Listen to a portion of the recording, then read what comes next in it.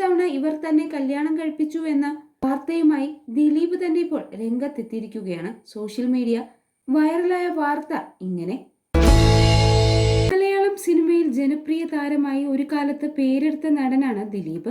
Super താരങ്ങളായ മമ്മൂട്ടിക്കും മോഹൻലാലിനും ഏതാണ്ടൊപ്പം എത്താൻ തുടരെയുള്ള box office വിജയങ്ങളും ആദ്യകാലത്ത് നല്ല നിലവാരമുള്ള കോമഡി ചിത്രങ്ങളും നടന് പ്രാപ്തനാക്കി. എന്നാൽ ദിലീപിന്റെ വ്യക്തിജീവിതം എന്നും വിവാദങ്ങളുടെ നിഴലിലായിരുന്നു. ആദ്യം മഞ്ജു വാര്യരുമായുള്ള പ്രണയവിവാഹവും പിന്നീട് നടിക്ക് അഭിനയിക്കാൻ ഏർപ്പെടുത്തിയ വിലക്കുകളും കൊണ്ടാണ് താരം വാർത്തകളിൽ നിറഞ്ഞത്. എന്നാൽ മഞ്ജുവിന്റെ ഭർത്താവായിരിക്കെ തന്നെ പലവട്ടം നടി കാവ്യമാധവനുമായി ദിലീപ് പ്രണയത്തിലാണെന്ന ഗോസിപ്പുകൾ വന്നിരുന്നു.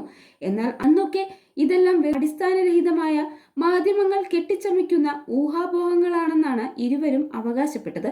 പിന്നീട് 2014 മഞ്ജു വാര്യരുമായി വിവാഹമോചനം നേടിയ ശേഷവും ദിലീപ് തന്റെ ഈ വാദത്തിൽ വളരെ കാലം ഉറച്ചു നിൽക്കുകയായിരുന്നു.